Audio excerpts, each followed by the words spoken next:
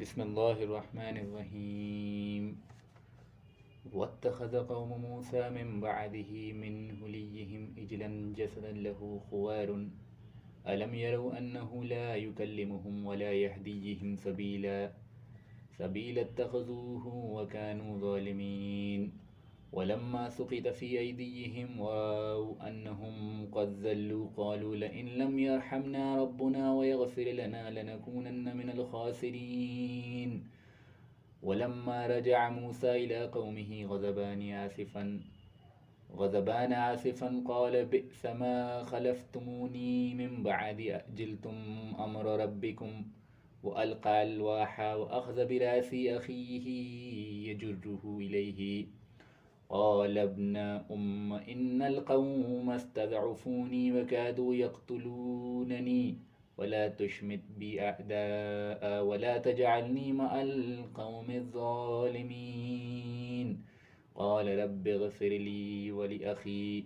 وادخلنا في رحمتك وأنت أرحم الراحمين إن الذين اتخذوا العجل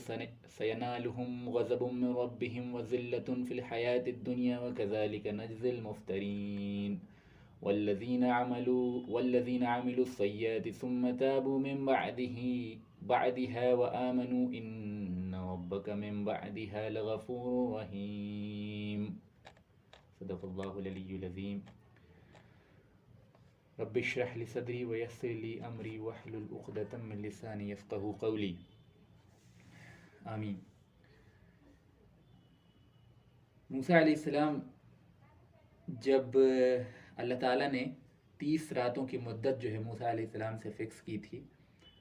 اور اس پہ مزید جو ہے 10 راتیں اللہ تعالیٰ نے اپنی ملاقات کے لیے اضافہ کر دی تھی، تو موسیٰ علیہ السلام اپنی قوم میں حضرت ہارون علیہ السلام کو چھوڑ کر اپنا خلیفہ مقرر کر کے، اپنا نائب اور ریپرزنٹیٹو مقرر کر کے کوہ طور پہ گئے تھے، جہاں اللہ سے ہم کلامی ہونی تھی، جس کا ذکر ہم نے اسی صورت کی پچھلی آیتوں کے اندر کیا تھا لاسٹ ٹرن پہ، جب موسیٰ علیہ السلام نے دوران کلام اللہ کے دیدار کی خواہش کا اظہار کیا تھا۔ اس کے نتیجے میں جو واقعات ہوئے تھے اور ان کے جو امپلیکیشنز تھے، اس پہ ہم نے پچھلے ہفتے جو ہے تفصیلی گفتگو کی تھی۔ اب ہم یہ دیکھتے ہیں کہ موسیٰ علیہ السلام جب اس 40 رات کے اور 40 دن کے پیریڈ میں اللہ رب العالمین سے ہم کلامی کے لیے کوہ طور پہ گئے ہوئے تھے، تو اس وقت موسیٰ علیہ السلام کی قوم کے اندر کیا معاملات ہو رہے تھے؟ تو جیسا کہ بنی اسرائیل کی روش آپ نے دیکھی ہے، یعنی شروع سے ہی اگر آپ نے نوٹ کی ہو تو بنی اسرائیل میں موسیٰ علیہ السلام کے کروڑوں احسانات اور اللہ رب العالمین کے کروڑوں احسانات کے باوجود ناشکری کا جذبہ بہت زیادہ پرومیننٹ تھا۔ تو ہم یہ دیکھتے ہیں کہ فرعون سے اللہ تعالیٰ نے، یعنی فرعون سے نجات سے پہلے بھی دیکھیں تو بنی اسرائیل موسیٰ علیہ السلام سے یہ شکایت کرتے ہیں کہ اے موسیٰ، آپ کے آنے سے پہلے بھی ہم تکلیف میں تھے اور آپ کے آنے کے بعد بھی ہم آزمائش اور مشقت اور پریشانی میں اسی طرح مبتلا ہیں، لہذا موسیٰ آپ تو ہمارے لیے مصیبت اور پریشانی کی جڑ ہیں۔ ایسا یعنی بنی اسرائیل کے تمام لوگوں نے نہیں کہا تھا، لیکن ایک سگنیفیکنٹ پاپولیشن تھی بنی اسرائیل کی جس کے اندر اس قسم کی جلد بازی بہت زیادہ تھی۔ پھر ہم دیکھتے ہیں کہ موسیٰ علیہ السلام اور بنی اسرائیل کو اللہ تعالیٰ نے جو فرعون کے عذاب سے نجات دی اور دریا پار کرا دیا اور فرعون کو عبرتناک جو ہے وہ موت نصیب ہوئی، اور یہ بہت بڑا معاوضہ تھا اللہ تعالیٰ کی طرف سے، جس پہ ہم نے بہت ڈیٹیل میں بات کری تھی۔ تو پھر جب وہ دریا پار کرتے ہیں تو کہتے ہیں کہ اے موسیٰ، ہمارے لیے بھی ایسا ہی الہ، ایسا ہی کوئی خدا مقرر کر دیجیے جیسے یہ لوگ اپنے بتوں کی عبادت کرتے ہیں۔ اس کے بھی امپلیکیشنز کو ہم نے سمجھا تھا کہ اس بات کا حقیقت میں مطلب کیا تھا۔ بہرحال وہاں موسیٰ علیہ السلام نے پھر توحید کا درس جو ہے وہ دیا تھا، اور موسیٰ علیہ السلام نے اللہ تعالیٰ کے انعامات بنی اسرائیل کے اوپر گنائے تھے، تو پھر معاملہ تھوڑا سلٹا تھا۔ پھر اس کے بعد آگے ہم دیکھتے ہیں کہ ایک کے بعد ایک ناشکری ہوئی۔ تو یہاں معاملہ کیا ہے کہ جب اللہ تعالیٰ نے موسیٰ علیہ السلام سے یہ عہد لیا کہ میں تمہیں تورات جو ہے وہ اپنی کتاب عطا کروں گا، تم 30 رات کے لیے، اور پھر مزید 10 رات اس پہ اللہ تعالیٰ نے اضافہ کی کہ تم میرے پاس آ جاؤ، اور یعنی بات چیت وغیرہ کا معاملہ ہوا، وہ تو خیر اللہ ہی بہتر جانتا ہے وہ کیا باتیں ہوئی وہاں، لیکن اس کے نتیجے میں جو موسیٰ علیہ السلام کے دل میں خواہش پیدا ہوئی اس کا اظہار ہوا، اور پھر اس کے نتیجے میں اللہ تعالیٰ کی تجلی جو ہے وہ کوہ طور پہ آئی، اور پھر موسیٰ علیہ السلام کا معاملہ جو ہوا بے ہوش پڑے رہے ہفتوں۔ تو وہ ساری باتیں ہیں۔ اب کیا ہوا ان کے پیچھے میں، جو اب آیت آپ کے سامنے آ رہی ہے اس کا ذرا ہم بیک گراؤنڈ بتا دیں۔ وَاتَّخَذَ قَوْمُ مُوسَىٰ مِن بَعْدِهِ مِنْ حُلِيِّهِمْ عِجْلًا جَسَدًا لَهُ خُوَارٌ۔ اب موسیٰ علیہ السلام کے پیچھے میں چند معاملہ ہوا کہ ہارون علیہ السلام کے پاس، یعنی یہاں پہ ذرا بیک گراؤنڈ آپ سمجھ لیجئے، پھر یہ بات سمجھ میں آئے گی صحیح طریقے سے. ہارون علیہ السلام کے پاس جو ہے وہ بھی نبی تھے، جبرائیل آئے تھے ملاقات کے لیے، اور جبرائیل اللہ کے بہت معزز فرشتے ہیں. تو جب وہ آئے تو جب فرشتے جو ہیں انبیاء علیہ السلام کے پاس آتے ہیں تو انسانی شکل میں ہی عام طور پہ آتے ہیں، عام طور پہ. تو وہ انسانی شکل میں آئے گھوڑوں پہ بیٹھ کے. تو اب ظاہر ہے کہ فرشتے جو ہوتے ہیں نا، یا انبیاء علیہ السلام جو ہوتے ہیں، ان کی چیزوں میں اللہ تعالیٰ نے برکت رکھی ہوتی ہے نا، وہ تبرک کی حیثیت رکھتے ہیں. تو جب جبرائیل جو ہے وہ جانے لگے تو جبرائیل کا جو گھوڑا تھا اس کے نیچے کی مٹی جو ہے اس کو کلیکٹ کر لیا بنی اسرائیل کے ایک شخص نے جس کا نام تھا سامری. میں ذرا بیک گراؤنڈ بتا رہا ہوں، یہ اسٹوری آپ کو ڈیٹیل میں یہاں پہ تو نہیں ملے گی، البتہ سورۃ طٰہٰ کی جب آپ تفسیر پڑھیں گے تو وہاں آپ کو یہ معاملہ مل جائے گا، لیکن میں دوبارہ وہاں نہیں جاؤں گا بلکہ یہیں پہ اس کی تھوڑی سی ڈیٹیل بتا دوں آپ کو. تو جب اس نے جو ہے وہ مٹی کا حصہ جو ہے وہ کلیکٹ کر کے اپنے پاس رکھ لیا، ظاہر اس میں کچھ تاثیرات تھیں، کچھ یعنی کہ ایڈیشنل کوالٹیز تھیں جو عام مٹیوں میں نہیں ہوتی. اس نے کیا کیا، سامری نے کیا کیا. اچھا یہ بات بھی سمجھ لیجیے کہ موسیٰ علیہ السلام بول کے گئے تھے کہ میں 30 دن کے لیے جا رہا ہوں، لیکن اللہ نے وہاں ان کی 10 دن کی مدت اور بڑھا دی کیونکہ اللہ تعالیٰ کو امتحان مقصود تھا بنی اسرائیل کا. تو موسیٰ علیہ السلام 30 دن پہ نہیں لوٹے.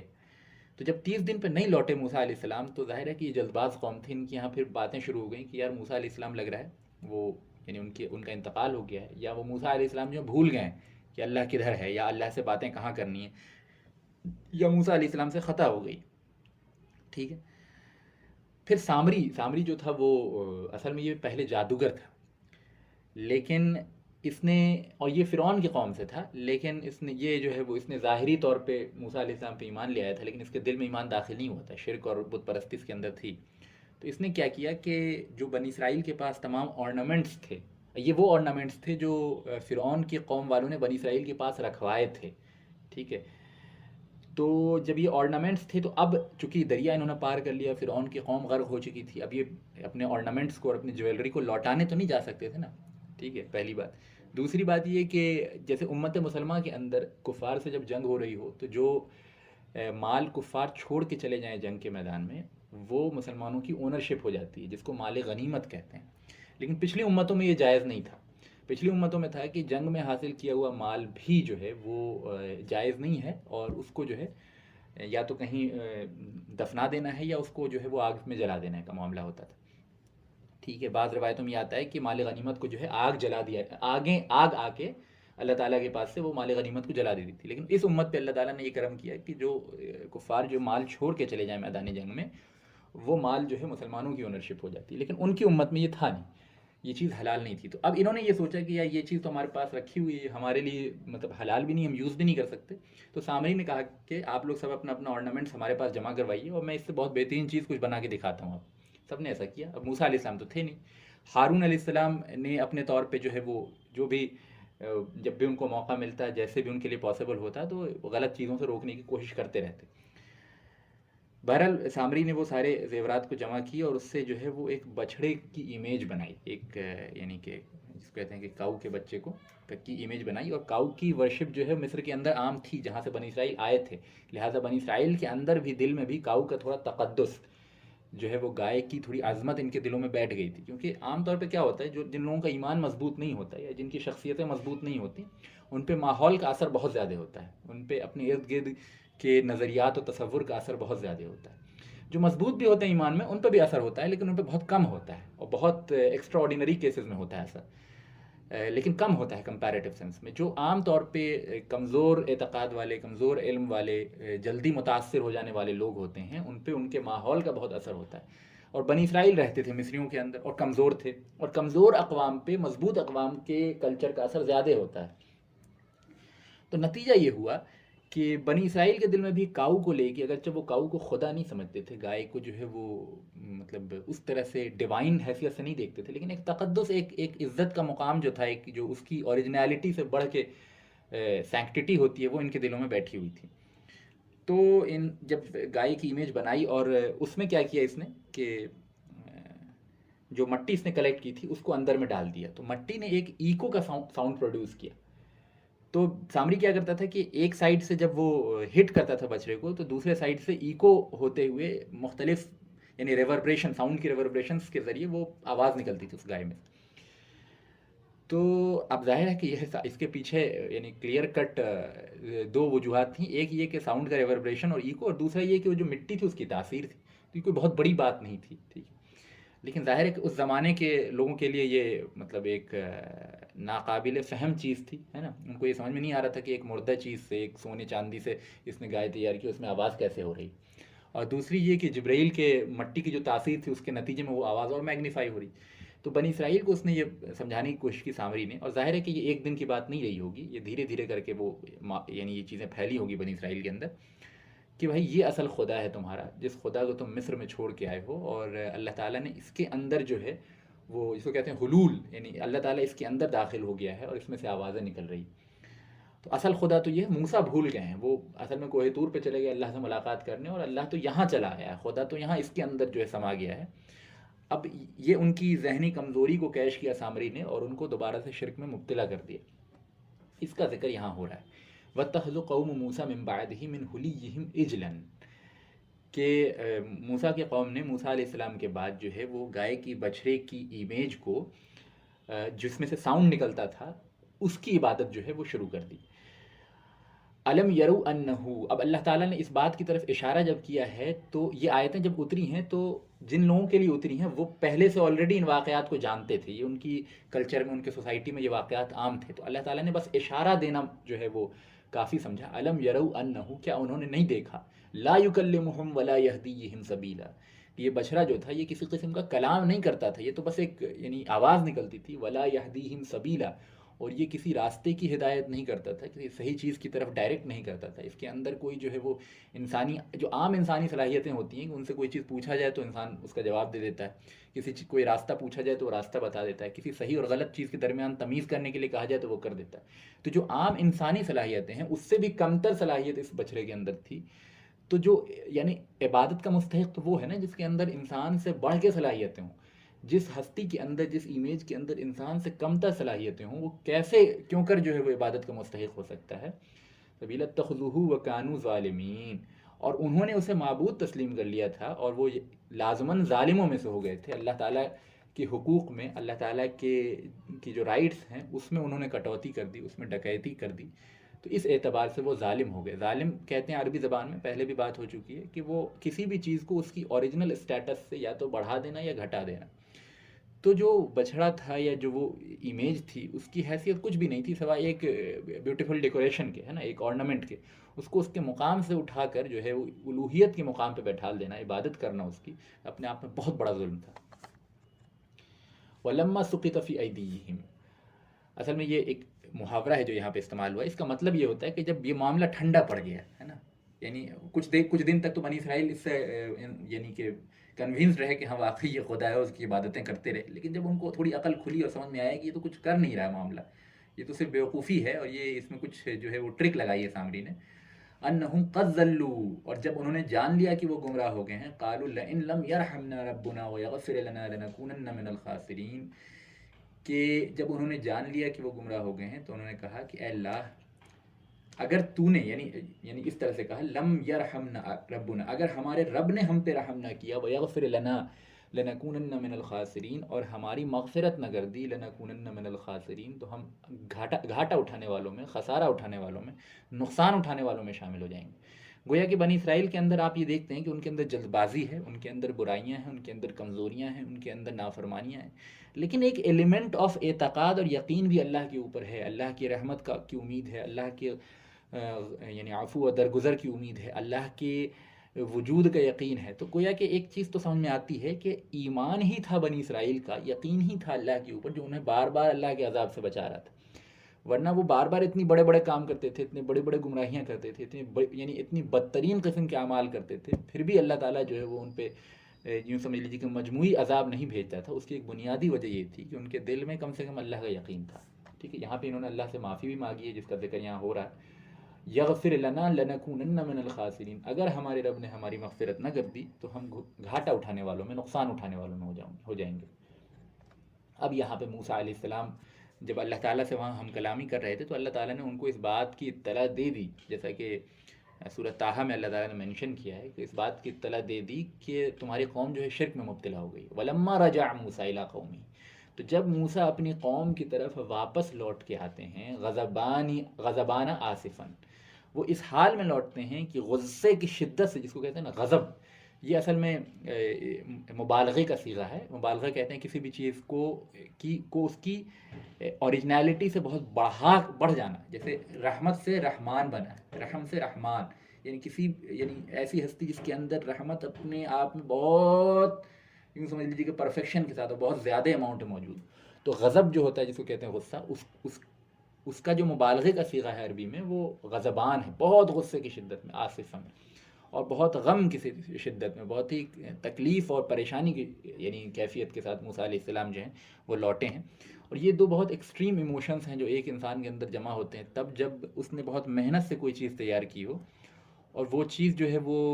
بیکار ہو جائے، کارآمد نہیں ہو سکے، تو انسان کو ایک طرف تو غصہ بھی آتا ہے اور دوسری طرف بہت افسوس بھی ہوتا ہے، غم بھی ہوتا ہے. تو یہ دونوں کیفیت جب ایک ساتھ دلوں کے اندر جمع ہو جائے تو اس کے بارے میں کہا اللہ نے غضبانہ آصفاً، کہ موسیٰ علیہ السلام جو ہے شدت تکلیف میں بھی تھے، بہت افسوس کے عالم میں بھی تھے اور بہت غصے کے عالم میں بھی تھے. جب موسیٰ علیہ السلام کو یہ معلوم چلا ہے کہ ان کی قوم نے اللہ کے ساتھ شرک کر دیا ہے، پھر سے جو ہے شرک میں مبتلا ہو گئے ہیں، بت پرستی میں مبتلا ہو گئے ہیں. یہاں سے ایک بات نوٹ کرنے کی ہے کہ اللہ تعالیٰ کے معاملات میں غصے کا آ جانا یہ عین ایمان کی نشانی ہے. گویا کہ موسیٰ علیہ السلام سے زیادہ اخلاق والا کوئی شخص اس زمانے میں روئے زمین پہ موجود نہیں تھا. موسیٰ علیہ السلام سے زیادہ سمجھدار اس زمانے میں روئے زمین پہ کوئی دوسرا شخص موجود نہیں تھا.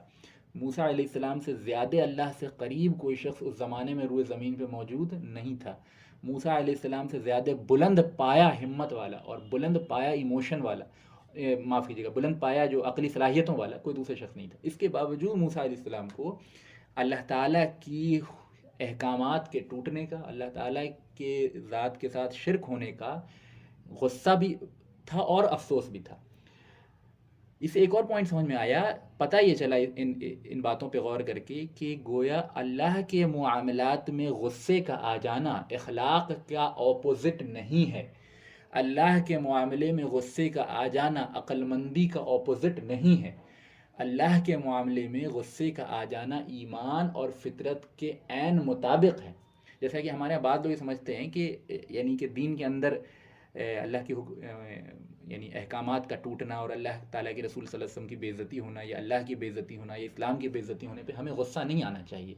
کیونکہ عقل مند انسان کو ان چیزوں پہ غصہ نہیں آنا چاہیے. عام طور پہ ہمارے یہاں سمجھا جاتا ہے، لیکن یہ بالکل غلط بات ہے. غصے کا آ جانا بالکل جائز ہے. اب اس کا اظہار کیسے ہوگا یہ پھر ایک الگ معاملہ ہے، یہ ایک الگ معاملہ ہے، ٹھیک ہے. لیکن غصہ ہی نہ آئے کسی کو، اگر اللہ کے رسول صلی اللہ علیہ وسلم کی بے حرمتی ہوئے، اللہ کے احکامات ٹوٹتے رہیں، اسے غصہ ہی نہ آئے، تو بالکل ایمان نہیں ہے اس شخص کے اندر. ہاں، اب اس کا اظہار کیسے کرنا ہے، اس کے لیے پھر ہمیں جو ہے قرآن و سنت کی طرف رجوع کرنا پڑے گا. اس میں ہم اظہار جو ہے وہ اپنے جذبات اور اپنے خواہشات اور اپنی مرضی کے حساب سے نہیں کریں گے، بلکہ عین اس طریقے پہ کریں گے جس طریقے پہ انبیاء علیہ السلام کرتے آئے ہیں، صحابہ کرام نے جس طریقے پہ کیا ہے. اس کے لیے پھر ہمیں ایک ڈیٹیلڈ اسٹڈی کرنی پڑے گی، وہ ایک علیحدہ موضوع ہے. لیکن یہ سمجھ لیجئے بالکل کہ غصے کا آنا فطری بھی ہے، ضروری بھی ہے، اور انسان کی اللہ سے محبت کا یہ تقاضا ہے کہ اس کو اللہ کے احکامات ٹوٹیں اور رسول اللہ صلی اللہ علیہ وسلم کی بے حرمتی ہو تو اسے غصہ آئے. جیسا کہ موسیٰ علیہ السلام کو بھی اللہ کے حکم ٹوٹنے پہ غصہ آیا. غضبانہ آصفاً قال بئس ما خلفتمونی من بعدی، کیا ہی بری چیز کی ہے تم نے میرے بعد. یعنی موسیٰ علیہ السلام نے یہ کہا کیا ہی بری چیز کی ہے میرے پیچھے میں تم نے. اجلتم امر ربکم، کیا تم اللہ کے معاملے میں، اللہ کے احکامات اور اللہ تعالیٰ کے جو امر ہے، اللہ کے حکم کے معاملے میں تم نے بہت جلد بازی کر دی ہے. گویا یہاں اس بات کی طرف اشارہ تھا کہ جب 30 دن پورے ہو گئے موسیٰ علیہ السلام کے اور موسیٰ علیہ السلام نہیں لوٹے، تو پھر یہ پروپیگنڈا بہت تیز ہو گیا بنی اسرائیل کے اندر کہ موسیٰ علیہ السلام تو بھول گئے ہیں اللہ کا، یعنی کہ اللہ تعالیٰ سے کس طرح تعلق کرنا ہے، اللہ تعالیٰ سے کس طرح بات. یہ موسیٰ علیہ السلام کو کہاں علم. تو چونکہ بعد میں اللہ تعالیٰ نے وہ 10 رات کی مدت مزید اضافہ کی تھی، جیسا کہ ہم پہلے بھی پڑھ کے آئے ہیں،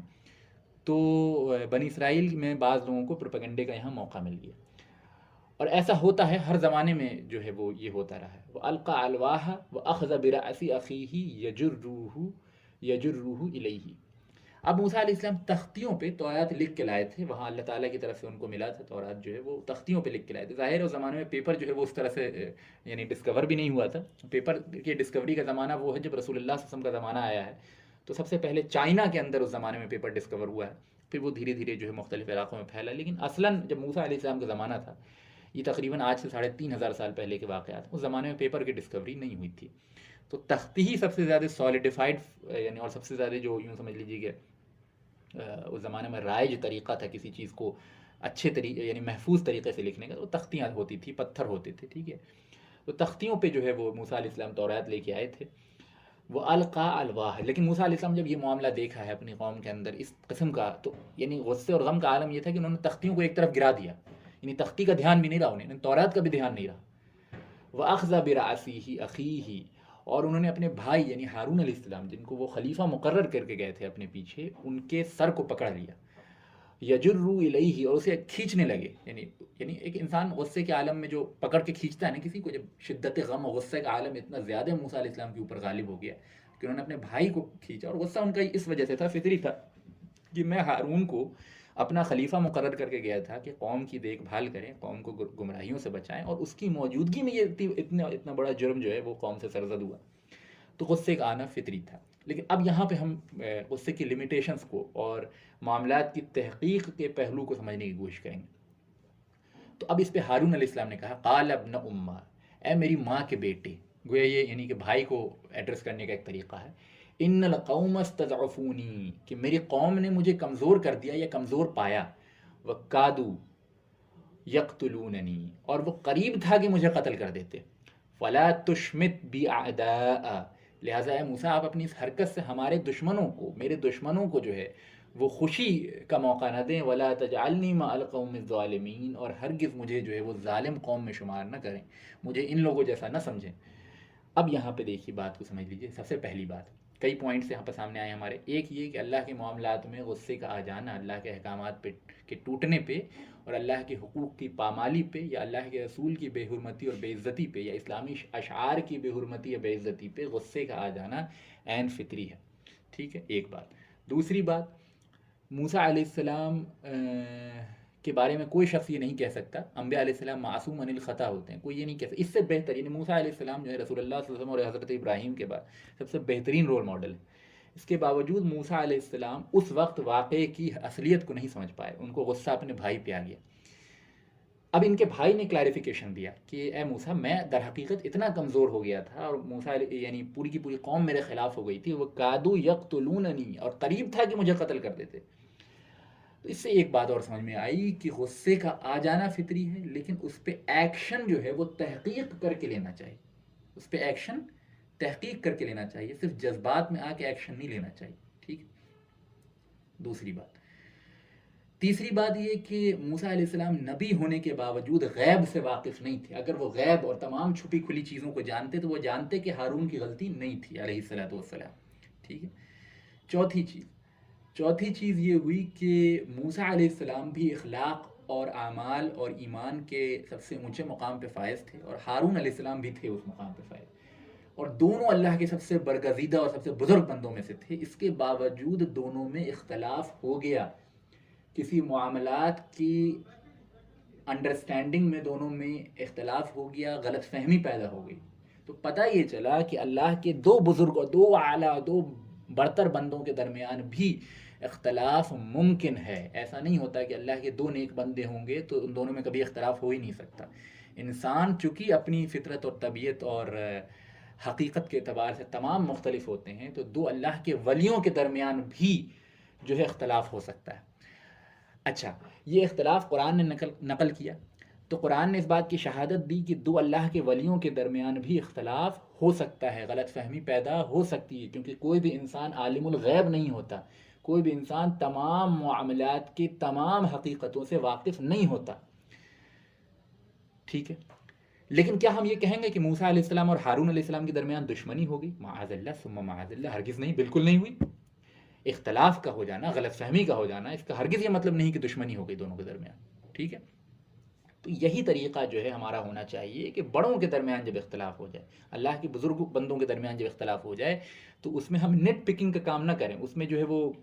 کھوج کھدیر کے کام نہ کریں، بلکہ یہ سمجھیں کہ وہ بڑوں کا اختلاف ہے، بڑوں کے اختلاف کو بڑوں کی طرح ڈیل کرنا چاہیے. ٹھیک ہے،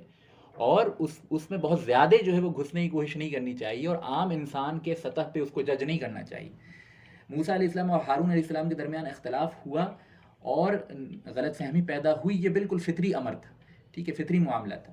لیکن اس میں اگر میرے اور آپ کی جیسا کم علم اور کم فہم انسان چلا جائے اور ان کے درمیان فیصلے کرنے کو بیٹھ جائے تو نہ ان دونوں کی کیفیت کو ہم سمجھ سکتے ہیں، نہ ان دونوں کے ایمان کے لیول کو اور عقلی لیول کو سمجھ سکتے ہیں،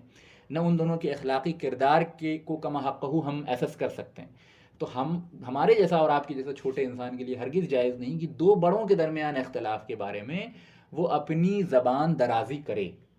ٹھیک ہے۔ یہ ساری باتیں سمجھ میں آ گئی۔ اب پانچویں چیز یہاں سے سمجھیے، پانچویں چیز یہ ہے کہ ہارون علیہ السلام نے کیا ایکسکیوز دیا، ان قوم استضعفونی وکادوا یقتلوننی، کہ میری قوم نے مجھے بہت کمزور پایا اور وہ قریب تھا کہ مجھے قتل کر دیتے۔ تو اس سے یہ سمجھ میں آیا کہ ہارون علیہ السلام نے اپنے طور پہ تو دعوت و تبلیغ کی تمام حق کو ادا کیا ہوگا موسیٰ علیہ السلام کے ایبسنس میں، لیکن جب ہارون علیہ السلام نے یہ دیکھا کہ موسیٰ علیہ السلام کی قوم بنی اسرائیل جو ہے وہ برائی پہ بالکل اڑ چکی ہے، اور اگر ہارون علیہ السلام ایک لیول سے زیادہ ان کو پش کرتے ہیں تو وہ قوم پوری کی پوری جو ہے وہ ہارون علیہ السلام پہ چڑھ جائے گی، نبی کو قتل کر دے گی، اور نبی کو قتل کرنے کے نتیجے میں پھر ان پہ عذاب آ جائے گا۔ اور پھر یہ کہ بہت بڑا فتنہ، جو یہ شرک تھا اپنے آپ میں بہت بڑا فتنہ ہے، لیکن اس سے بھی بڑا فتنہ پیدا ہو جائے گا کہ شرک تو پھیل ہی جائے گا اور بھی زیادہ، جو لوگ آج بچے ہوئے ہیں شرک سے وہ بھی پھر مزید شرک کے شکار ہو جائیں گے، اور پھر پوری کی پوری قوم پہ اللہ کا عذاب آ جائے گا کیونکہ نبی کو قتل کر دیا۔ تو اس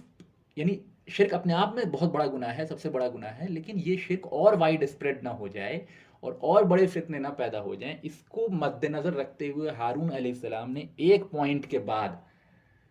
جو ہے وہ مزید قوم کو پریس نہیں کیا اس ایشو کے اوپر۔ اس سے یہ سمجھ میں آیا کہ امر بالمعروف اور نہی عن المنکر، یعنی اچھائی کا حکم کرنا اور برائی سے روکنا، یہ اولین فرض ہوتا ہے انبیاء علیہ السلام پہ، لیکن یہ فرض ساقط ہو جاتا ہے دو موقع پہ۔ ایک، جب انسان کو اپنی جان کا بالکل یعنی یقینی خطرہ ہو، ایسا نہیں کہ بس کہ یعنی وہم کے بنیاد پہ آپ نے چھوڑ دیا کہ نہیں یار ڈر لگ رہا ہے، ایسا ہو سکتا ہے، ایسا ہو سکتا ہے، ایسا ہو نہیں، لیکن حقیقتاً اگر جان کا خطرہ ہو تو ویسے موقع پہ یہ حکم جو ہے ساقط ہو جاتا ہے نا، نلیفائی ہو جاتا ہے۔ دوسرا، جب آپ کو یہ خدشہ ہو کہ امر بالمعروف اور نہی عن المنکر یعنی اچھائی کا حکم کرنا اور برائی سے روکنا، یعنی دعوت و تبلیغ کے نتیجے میں زیادہ بڑے نقصانات جو ہیں وہ جس برائی سے آپ روکنا چاہ رہے ہیں اس سے بڑی برائی جو ہے پیدا ہو جائے گی، ایسے موقع پہ خاموشی کی جو ہے اجازت اسلام نے دی ہے، اس آیت سے اس کو اخذ کیا جا سکتا ہے۔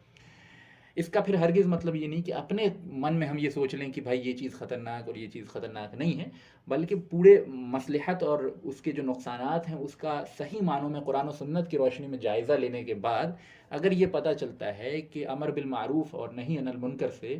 کہ کرنے سے اس سے بڑا فتنہ پیدا ہو جائے گا جو ابھی ہمارے سامنے ہے، یا کسی برائی سے ہم روکنے جا رہے ہیں اور اس روکنے کے نتیجے میں اس برائی سے بڑی برائی پیدا ہو جائے گی، تو ایسی صورت میں پھر امر بالمعروف اور نہی عن المنکر کا عمل جو ہے وہ ساقط ہو جاتا ہے، ٹھیک ہے، جیسا کہ ہارون علیہ السلام کے عمل سے یہاں ثابت ہوتا ہے۔ پھر اس پہ مزید بہت ساری کتابیں لکھی ہیں علماء نے، اور یہی وجہ ہے کہ اہل سنت والجماعت کا یہ ہمیشہ سے سٹینس رہا ہے اس معاملے میں کہ اگر کوئی بادشاہ، شرط یہ ہے کہ مسلم بادشاہ ہو اور حدود یعنی شریعت کو نافذ کرتا ہو، اگر وہ بعض معاملات میں غلط کام بھی کر رہا ہے، غلط پالیسیز بھی اختیار کر رہا ہے، تو اس کو زبان سے تو روکا جائے گا، اس کی پالیسیز کو کرٹیسائز تو کیا جائے گا، اس کو نصیحت تو کی جائے گی، لیکن اس کے خلاف ریوولٹ اور ریبیلین نہیں کیا جائے گا۔ سمجھ رہے ہیں کہ نہیں سمجھ رہے ہیں؟ ایک مسلم اگر بادشاہ ہے، اگر اس نے حدود و شریعت کا نفاذ کیا ہوا ہے اور اس میں اور بہت ساری کمیاں ہیں، تو اس صورت میں اس کمیوں کو دور کرنے کی کوشش تو کی جائے گی، لیکن اس کے خلاف ریوولٹ اور ریبیلین نہیں کیا جائے گا، کیونکہ اس کے نتیجے میں کیا ہوگا کہ خون خرابہ مسلمانوں میں اتنا زیادہ بڑھ جائے گا کہ جس چیز سے روکنا تھا، جس برائی کو کم کرنا تھا، جس ایلیمنٹ آف ایول کو ہٹانا تھا، اس سے بڑا ایول جو ہے وہ سوسائٹی میں پھیل جائے گا، ٹھیک ہے۔ تو اب یہ ظاہر ہے کہ یہ ہر عام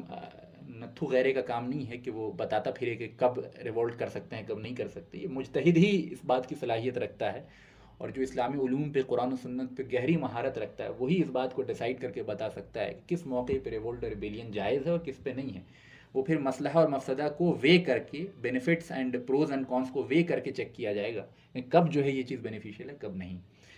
تو پتہ یہ چلا کہ یہ ایک پوائنٹ ہے اسلامی شریعت کے اندر کہ جب بڑے نقصانات کا اندیشہ ہو تو چھوٹے نقصانات کو ٹالریٹ کر لیا جائے گا۔ یہ بہت تفصیلی گفتگو میں اس پہ یہاں ڈیٹیل اتنا زیادہ بات نہیں کرنا چاہ رہا ہوں، کیونکہ اس پہ باضابطہ علماء نے کتابیں لکھی ہیں، بہت تحقیقی معاملہ ہے، اور بہت یعنی کہ علماء امت کے درمیان ہمیشہ سے اس پہ کافی تفصیلی گفتگو ہوتی رہی ہیں۔ اگر اس نے شریعت نافذ نہیں کی تو ریولٹ کر سکتے ہیں؟ جی، اس میں بہت سارے پہلو اور بھی ہیں، تو انشاءاللہ اس پہ کبھی بات ہوگی تو میں آپ کو مزید اس پہ ڈیٹیل دے دوں گا، لیکن اصل معاملہ یہ ہو جاتا ہے کہ سب چیز میں پروز اینڈ کونس وے کرنا ہوتا ہے، اور پروز اینڈ کونس شریعت کی روشنی میں وے کیا جائے گا، اپنی عقل کی صلاحیت کی روشنی میں وے نہیں کیا جائے گا۔ پھر ایک علیحدہ موضوع ہے، اس پہ بات کرنا اس لیے مناسب ابھی نہیں سمجھ رہا ہوں میں کہ پھر معاملہ اس ٹاپک سے بہت دور چلا جائے گا، لیکن جو یہ یعنی ٹالریٹ کرنے کا پوائنٹ ہے نا شریعت کے اندر، وہ تب ہے جب حدود نافذ ہو رہی ہے۔ حدود اگر نہیں نافذ ہو رہی ہے اور کفر بالکل پھیل رہا ہے تو پھر احکامات تبدیل ہو جاتے ہیں، وہ ایک الگ علیحدہ ایشو ہے جو انشاءاللہ کبھی موقع ہوا تو اس پہ بات کریں گے۔ تو یہاں بتانا یہ مقصود تھا کہ بعض صورتوں میں امر بالمعروف اور نہی عن المنکر جو ہے وہ ساقط ہو جاتا ہے، لیکن وہ ایکسٹریم کنڈیشنز کو سمجھنے کے لیے شریعت کے تمام بنیادی اصول سے واقفیت ضروری ہے۔ ہر انسان اپنی عقل سے یہ ڈیسائیڈ نہیں کر سکتا کہ یہ چیز صحیح اور یہ چیز غلط، اور ایسے موقع پہ یہ عمل بہتر ہے اور ایسے موقع پہ یہ عمل بہتر ہے، کیونکہ یہ گرے زونز ہیں، اور گرے زونز کے لیے شریعت پہ مہارت کا ہونا بہت ضروری ہے گرے زونز کے معاملے میں فیصلہ کرنے کے لیے۔ ولا تشمت بی اعداء، اے موسیٰ، اے میرے بھائی، ہمارے دشمنوں کو ہم پہ ہنسنے کا موقع نہ دیجیے۔ گویا یہاں ہارون علیہ السلام نے ایک اور اچھا اصول بیان کیا، وہ اصول یہ ہے کہ امت کے درمیان آپسی جو اختلافات ہو جائیں، موحدین کے درمیان، اہل توحید کے درمیان آپسی کوئی بھی اختلافات یا غلط فہمی ہو، اس کا ازالہ بیٹھ کے خاموشی سے کرنا چاہیے، ڈھنڈورا نہیں پیٹنا چاہیے اس اختلاف کا، کیونکہ اس کے نتیجے میں پھر کفار کو یا اسلام کے دشمنوں کو موقع مل جاتا ہے کہ وہ یعنی مسلمانوں کے آپسی اختلافات کو بڑھا چڑھا کے پیش کریں۔ تو یہ بھی جو ہے وہ علماء کو اور مسلمانوں کو اس چیز کا خیال رکھنا چاہیے کہ آپسی جو ڈفرینسز ہوں اس کو زیادہ پبلسائز نہ کیا جائے۔ ولا تجعلنی مع القوم الظالمین، اور مجھے ہرگز ظالم قوم میں شمار نہ کیجیے۔ یہ ہارون علیہ السلام کی جو کلیریفیکیشن کا حصہ تھا، جس میں حکمت کے بہت سے پہلو تھے جن کا سمجھنا جو ہے ہمارے لیے بینیفیشیل تھا۔ تو میں انشاءاللہ میں سمجھتا ہوں کہ یہاں پہ اس کے بعد موسیٰ علیہ السلام نے اپنے لیے اور اپنے بھائی کے لیے جو دعا کی ہے اس کا ذکر ہے۔ قال رب اغفر لی ولی اخی، تو موسیٰ علیہ السلام کو جب تمام معاملات کلیئر ہو گئے تو انہوں نے کہا اے اللہ میری مغفرت فرما دے اور میرے بھائی کی بھی مغفرت کر دے، وادخلنا فی رحمتک، اور ہم دونوں کو ہمیں داخل کر دے جو ہے اپنی رحمت کے اندر۔ یہاں ایک چیز موسیٰ علیہ السلام کا ایک اور ایٹیٹیوڈ سمجھ میں آیا کہ جہاں وہ اللہ کے لیے غصے ہونے کی صلاحیت رکھتے تھے، اللہ کے لیے جو ہے وہ یعنی یوں سمجھ لیجیے کہ عصبیت رکھتے تھے، وہیں ان کے اندر رحمت کا اور یعنی کہ قلب میں نرمی اور شگفتگی کا یہ پہلو بھی تھا کہ جیسے ہی ان کو صحیح بات پتہ چلی فوراً ان کا دل نرم پڑ گیا اپنے بھائی کو لے کے، اور فوراً اللہ تعالیٰ کی بارگاہ میں جو ہے اپنی مغفرت کی اور اپنے بھائی کی مغفرت کی اور اللہ تعالیٰ کی رحمت کی دعا کرنے لگے۔ تو اس سے موسیٰ علیہ السلام کی شخصیت کا ایک بہت اچھا خاکہ ہمارے سامنے آتا ہے کہ موسیٰ علیہ السلام ڈسپائٹ دا فیکٹ کہ بہت ان کی مضبوط پرسنالٹی تھی اور بہت اللہ کے لیے ان کے اندر غصے کرنے کا ایلیمنٹ تھا جو کہ اللہ کو محبوب تھا ان کے اندر، ویسے ہی جیسے ہی ان کو اس بات کا پتہ چلا کہ حقیقت حال کچھ مختلف ہے اور حقیقت ان کی سمجھ سے الگ ہے، تو فوراً اپنی بات سے پیچھے ہٹے، اللہ سے معافی مانگی اور اپنے بھائی کے لیے اللہ سے معافی مانگی اور اللہ کی رحمت کی جو ہے وہ اللہ تعالیٰ سے دعا کی، وَأَنْتَ أَرْحَمُ الرَّاحِمِينَ، اور بے شک اے اللہ تو تمام رحم کرنے والوں میں سب سے زیادہ رحم کرنے والا ہے۔ تو انشاءاللہ میں یہاں پہ اپنی بات کو ختم کرتا ہوں آیت نمبر 151 پہ۔ نیکسٹ ٹرن پہ ہم 152 آن ورڈس پڑھیں گے، اور میں چاہتا ہوں کہ ان آیات کو جب آپ یہاں پڑھیں تو گھر جا کے اس کو ریوائز کریں، ان کی تفاسیر جو ہیں مختلف تفسیریں جو آپ کے پاس اویلیبل ہوں ان میں پڑھیں انشاءاللہ، تو یہ فہم جو ہے یہ سمجھداری میں مزید اضافہ ہوگا۔ اللہ تعالیٰ سے دعا ہے کہ اللہ تعالیٰ جو ہے وہ اس مجلس کو شرف قبولیت عطا کرے۔ جن بھائیوں کا جو سوال ہو وہ آپ ایک